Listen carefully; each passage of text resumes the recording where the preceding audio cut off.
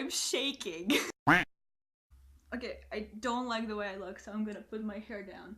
This is like my first video that I'm putting it on like it's my first public video, and my hair is oily. So do I wear a hat? Do I like put a beret or something? I don't know. I can't. I'm okay. So, um, whew, I haven't been this excited like since forever. Even when things I genuinely enjoy come out, I'm not this excited. I don't know why. The nerves, like I'm literally shaking. My anxiety is like an all-time high because of this, and I have no idea why. Literally, I have no idea why. This is ridiculous. So I have to leave in like, I don't know, 40 minutes. I have a bus, but I will react to this and I will, okay. Can we talk about the thumbnail first? If I didn't know what After was about, I would genuinely think like, oh wait, is this a horror movie? I don't think I want to watch it. It's late. I don't want to do with it. So a few moments later. I'm blind as a bat.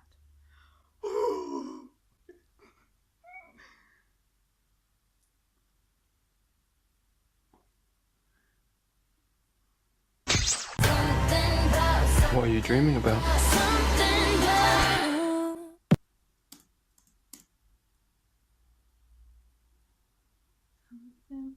Okay, so dangerous. There are moments in our lives Okay, that stop. Wait, I knew. A part of me definitely knew that delivery is going to be like awful because all of these actors. Oh my god, my hair looks bad. All of these actors are genuinely like. I stopped at the thumbnail and she looks like she's gonna kill me. Anyways, like all of these actors are genuinely new.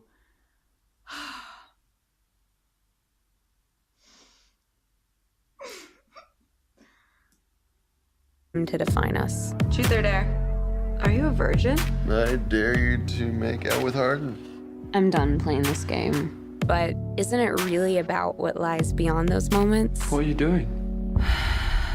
I think you owe me a dare. Something about you. So, what's his story? Be careful. Harden is complicated. Something about you. What are you dreaming about? Something about you.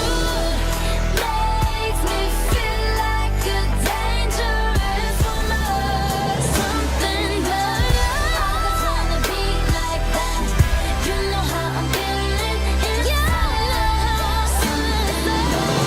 feeling. My life before him was so simple, and now there's just after.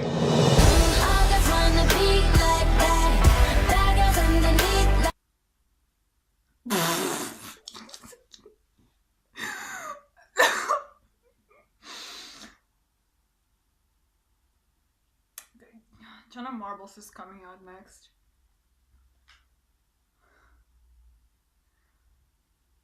I'm shaking, you guys. Is it bad that I actually think it looks good? I have to watch it again and comment. Whose idea was to put Inanna in this movie? Like I don't hate her, like I don't have any opinions about her, but when I saw that she was gonna be she and PM Year, they're like, why are they in like movies?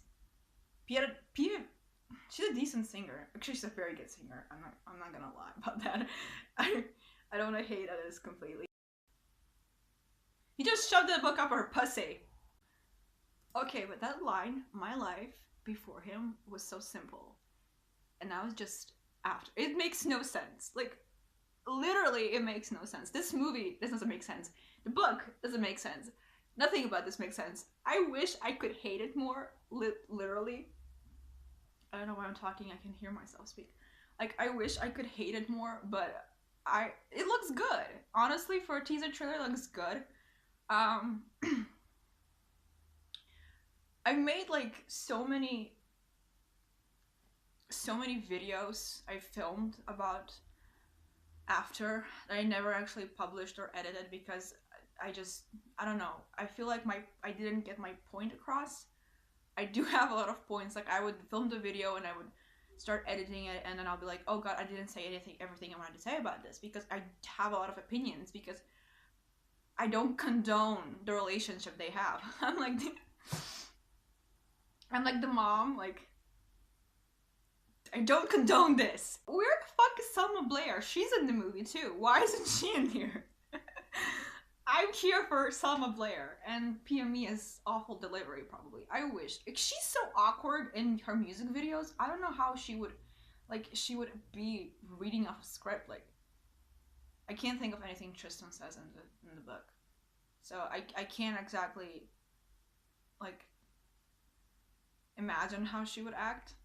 Inanna, I don't know, her delivery isn't good. But that was like, I'm talking so loudly because I'm overwhelmed by panic. But like, I don't know. 2,000 years later. Looking back on the videos I filmed for after and my reaction to the trailer and all the videos I filmed throughout the summer that I never edited or posted because they were horrible, I've decided that I should make a new one, and that I haven't spoken about the things that I wanted to speak about. Here's what I think about the trailer. So far it looks good, okay? It doesn't show that fact that Hardin is an asshole. He's abusive. You see him and you're like, wow, he must really like her. Is this problematic? Yeah. Are there fics? Are there stories on Wattpad that are a lot better than After? Oh, yeah. I've read so many stories so far. Not so many. I've read a couple. And they are way better in comparison to After. Are they all similar to one another? Yeah. Are they, I don't know, changing the world? No. But they're enjoyable. They have some form of plot. The characters are a lot more likable, and they actually have personality. Let's talk about After and what After is about.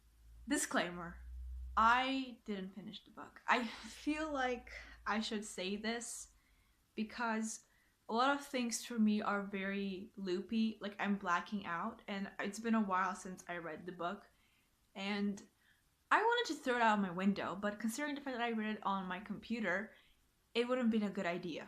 So, yeah. Here's how it's gonna go. I'm gonna explain what After is about. I'm going to talk about the positive things and the negative things, and then my overall opinion about it, and just talking how problematic it is, and why it is problematic, and why it shouldn't have been made into a book.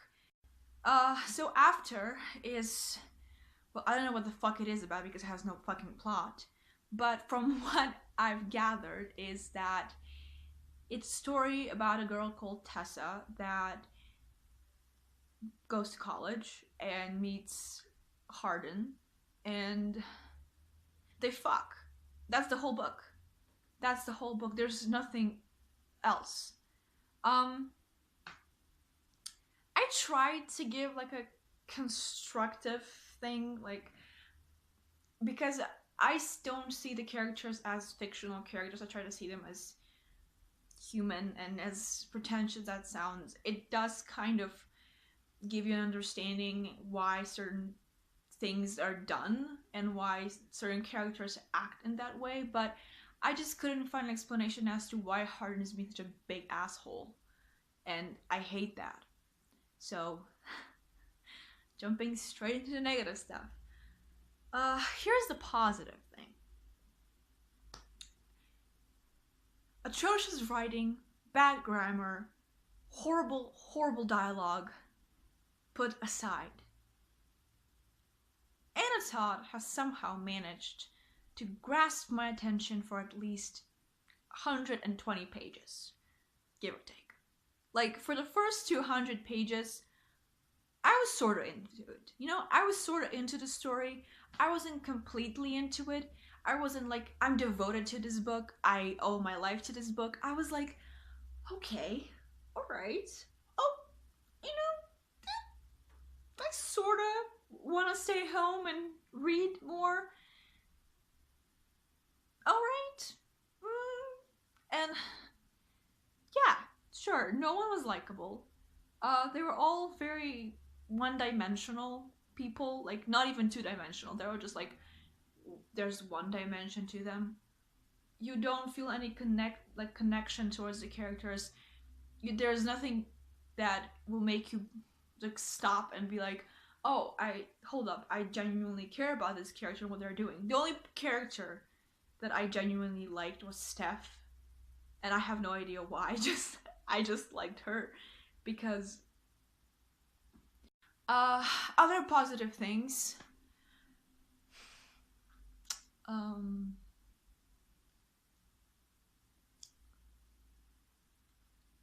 Yeah, that's it. There's gotta be something about it that has made so many teenage girls fall in love with the story, because I don't know. I don't think that people genuinely like the story because it's a good one. I think the only reason they like it is because they read it when they were like 14, and when the book came out and got published, they were like, oh, I loved this book when I was a kid. Like, I can't believe the author finally published it. I read it when I was like 14 in class, and I was shook. So yeah, everything that has sex scenes when you're 14 just leaves you shook. You're like, oh. I know for a fact, because when I was 14 I read a lot more sex scenes than I do now at 22. Let's jump into the negative stuff. I already talked or mentioned some of those, but let's start with Tessa first, okay? Because she's the main character and she's the apple of everybody's eye and most boring main character. I don't know why authors, especially like young adult or romance novel authors, want to write female characters that are just the most boring people on the entire planet Earth. Like, they're always the girls that don't understand how pretty they are. They're uptight, they don't have fun. They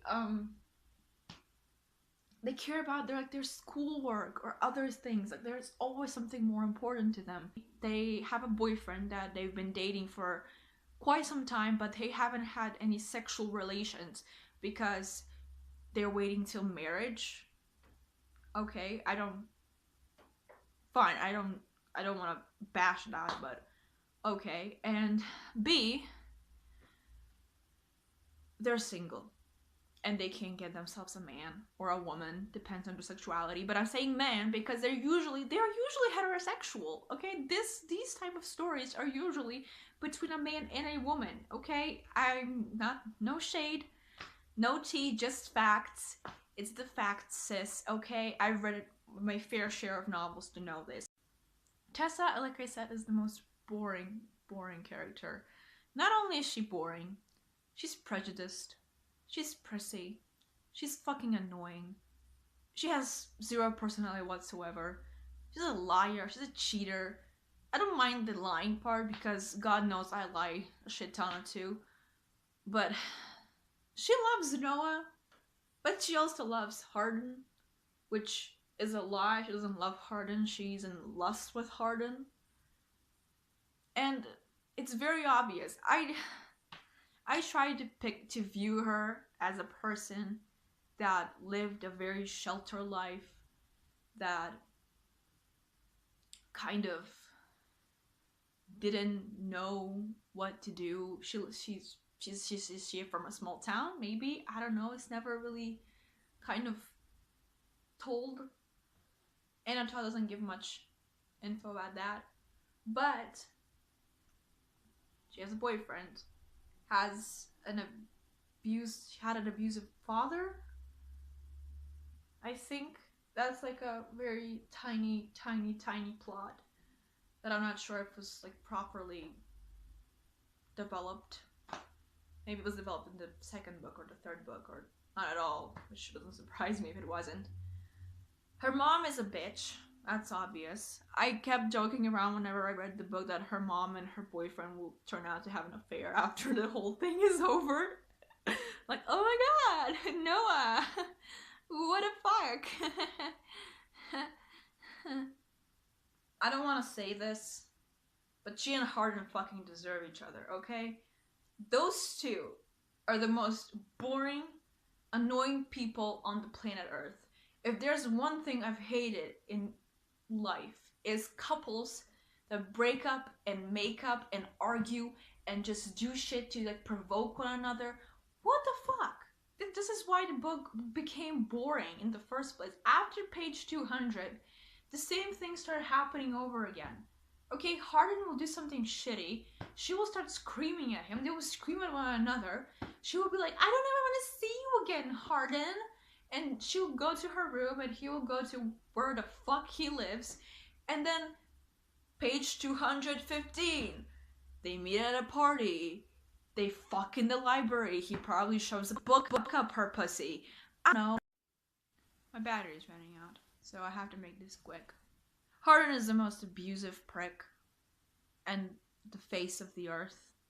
He's an asshole, a moron, possibly a sociopath. He has no feelings for others whatsoever, apathetic to the core. Selfish.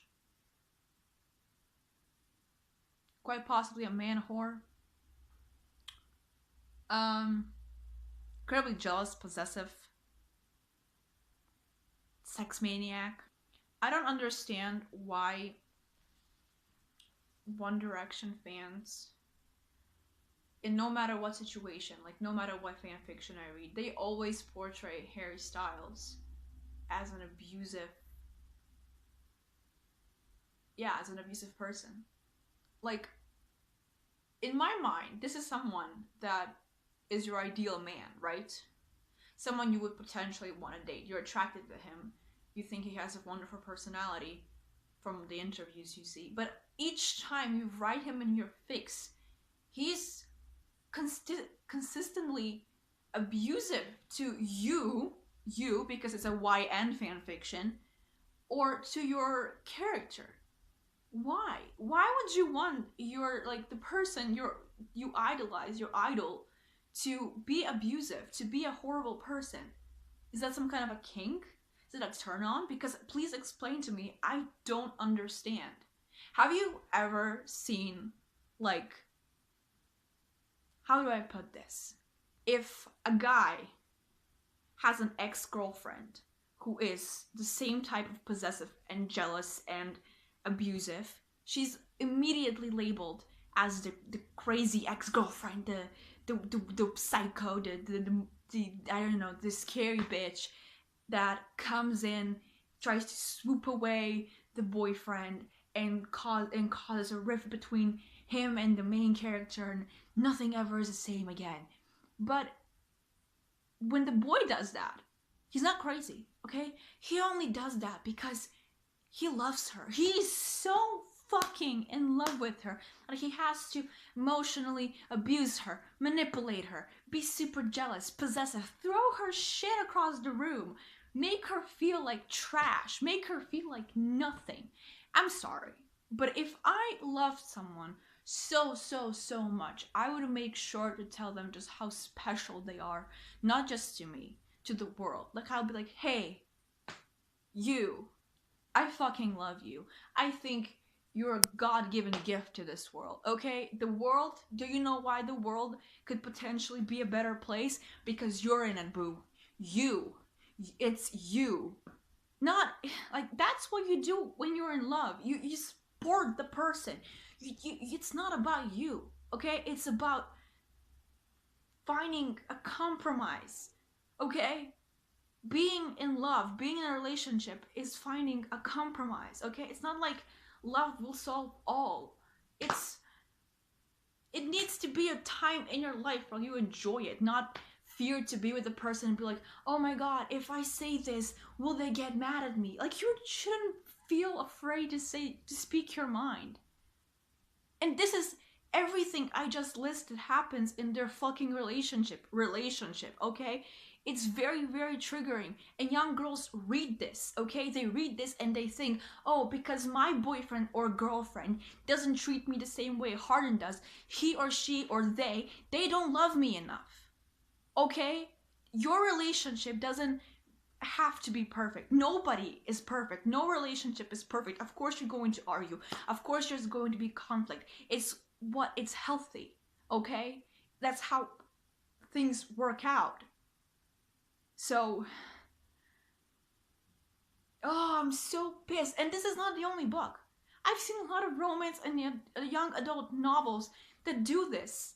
That they portray these type of abusive relationships and they teach young girls and boys that this is how romance should be like. That if you don't have a large amount of drama and conflict and, I don't know, a rogue sibling pop out of fuckware, that you don't have fun and that your relationship isn't fun. It just really irks me. And the writers keep on like birthing these things, like pumping it out of their asses and be like, yeah, best-selling author, read about my new abusive relationship, you will love it. I fucking hate it, okay? Stop that. It's not fun anymore.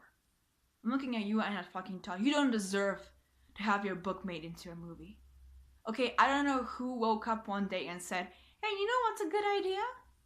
Let's make that book after into a movie. It's gonna sell. I know it's about the money, but it's not worth it.